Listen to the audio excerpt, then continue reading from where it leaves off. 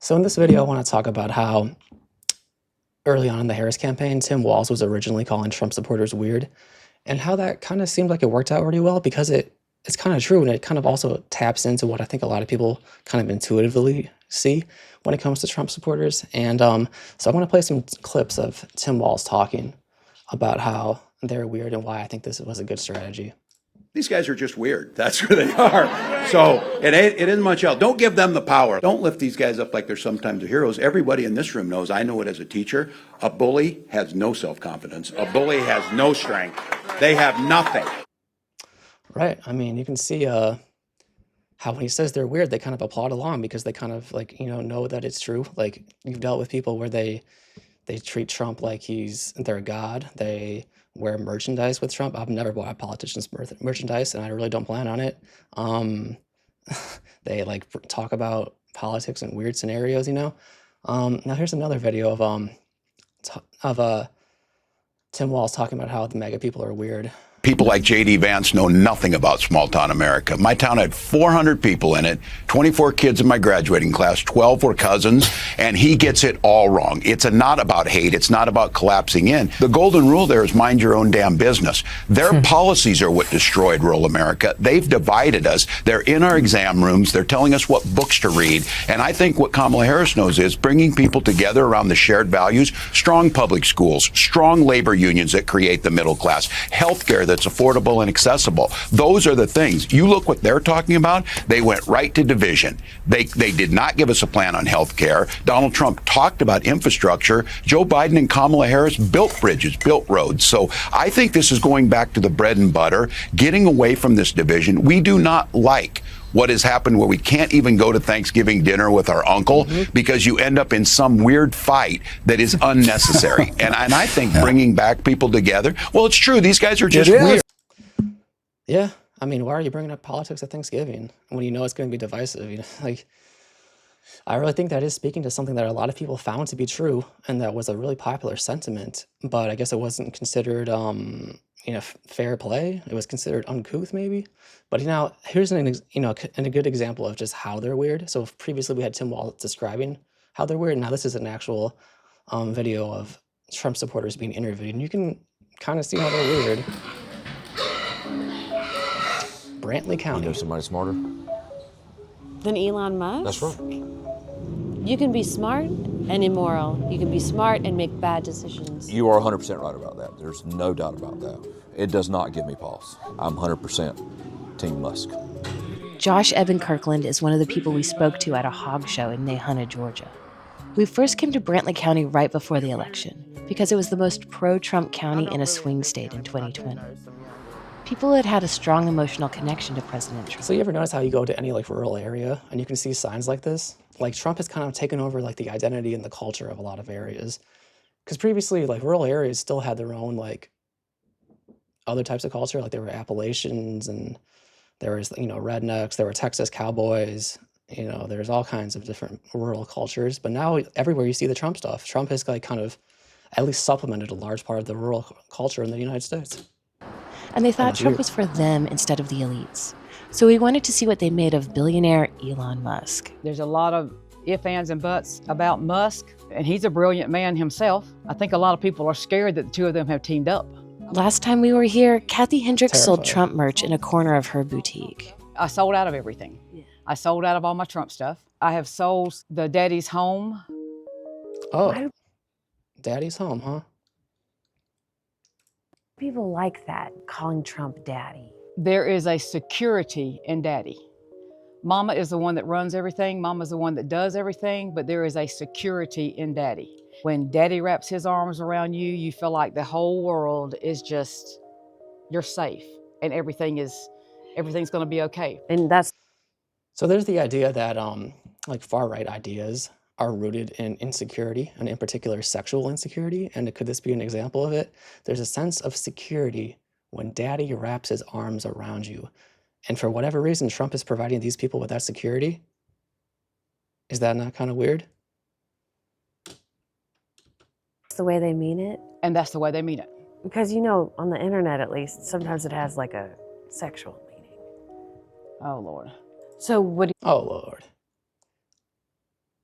Talk about lack of self-awareness. You just described a sense of security when your daddy Trump wraps his arms around you and you don't understand how there might be a sexual implication there? Okay. What do you think of the job he's done so far? It's like Christmas morning every single day.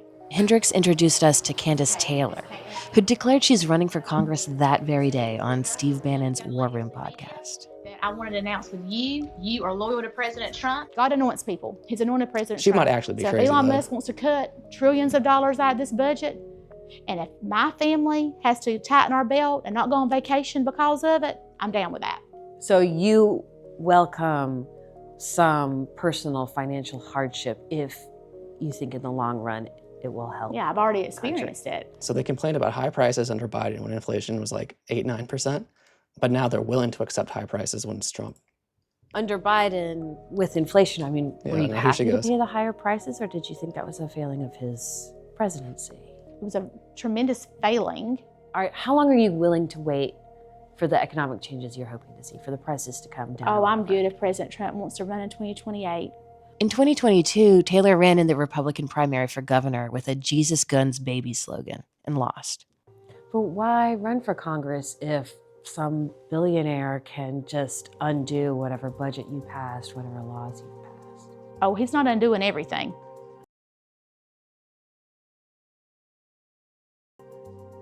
He's dealing with stuff that's frivolous. Most people we Oh. spoke to were enthusiastic stuff, huh? about Musk.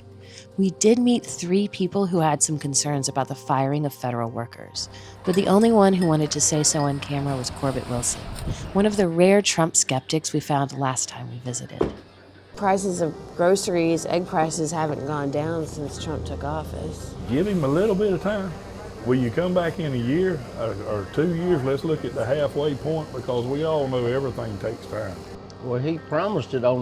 Yeah, he did promise it on day one, but also just like the thing about asking for more time is how much time are you going to ask for? Because let's give it 6 months. If that's not good enough, then let's give it a year. If that's not enough, let's make it 2 years. You know, like when are you actually going to draw the line and say that he hasn't done it? The first day. He promises to And take anybody steps. that believed that's crazy. He also said that it would probably be a little more painful to start with, but it would get better. Oh, our daddy Trump said it would hurt at first, but then it would get better. Got to give him. Everybody's waiting on that. Well, You I talking hope we about will. contractors. Elon's a contractor too. Who looks into him? There needs to be somebody. Nobody questions his bills. Do you trust Elon Musk? He's a Absolutely. government contractor. He's got business interests, whether in defense, internet, that kind of thing. He's also admitted to drug use. He smoked pot on Joe Rogan's show. Do you The trust smoking him is as like a honestly legal, stable, seriously. rational, and reasonable person to be doing this job? Yes. Hey, he's a Republican. You ain't gonna talk him out of that. There's No, potheads all over this country. Y'all sitting here trying to bash I one ain't man for what, bashing none. 99% of this country, Republican or Democrat. Corbett, this whole dadgum town smokes pot. You're part of the Democrat Party in my book. The Democrat. conversation devolved quickly. I We love had it when not you do that. anticipated the emotional connection Minnie already felt with Musk. Pot smoking. This He is did over it on with. TV. He sat on TV and smoked pot. Yes, do you Well, want I me to haven't. I pull up don't the care. video? I'm saying it don't matter. But that makes him unqualified to do a job. I'm just saying, does He has it, to walk out. Yeah, I mean, Does the she's question coming in is- here with ignorant arguments. She Does ain't it- talking does does facts. it raise any Fragile questions You about attempt, I who can she prove is? you a Democrat by the level of ignorance Yeah, I that you said portray. really. Let's We just listen to show that it. all the time. Donald Trump, Elon Musk, please drain the swamp. While you there, get the job done. Please. Yeah, I trust the billionaire cabinet to drain this. They'll probably swamp go and really down fight the for drain common with people. it. Sorry, I think I missed that guy's comment. Please. They'll probably go down the drain with it. Oh, did you see that? Hey, y'all, eat here. I mean, it's kind of, and then American flag. I mean, it's kind of basic, but I guess it's a simple enough message. I'm not gonna knock the message, but not exactly creative. Yeah. So, okay, last part of Trump people being weird. I have this Tucker Carlson. I know it's Tucker. We don't. It's difficult to watch him, but let's just do it. There has to be a point at which dad comes home. It's always with a dad. Yeah, that's right. Dad comes home and he's pissed. Dad is pissed. He's not vengeful. He loves his children. Disobedient as they may be, he loves them because they're his children. They live in his house. But he's very disappointed in their behavior. And he's going to have to let them know. Get to your room right now and think about what you did. And when Dad gets home, you know what he says? You've been a bad girl. You've been a bad little girl and you're getting a vigorous spanking right now. And no, it's not going to hurt me. I can't say anymore. I think you get the idea. So, like, if that wasn't weird, I mean, what is? And also with Tucker, of course, he's a bad faith grifter. He doesn't really mean the things that he says. He says the things to generate outrage and controversy and to get attention and ultimately money and fame. So, I mean, but he may not be good faith, but he is tapping into something that's true for these people, is the point for me saying this, because that whole crowd cheered in the background when he said those things. So they obviously loved it, even if he's being genuine or not. So that's my point. I think Tim Walz's message on them being weird was really effective, and I think there is good reason to think that they're effective given what we just watched. And I guess the Democratic Party decided that it was a bad message, that he shouldn't say that. I don't know. I'm sorry if it's kind of uncouth or if it's not exactly adhering to traditional decorum, but I think we're beyond that point right now. Anyway, main takeaway, yeah, they're kind of weird, and it's, hey, just calling it as I see it.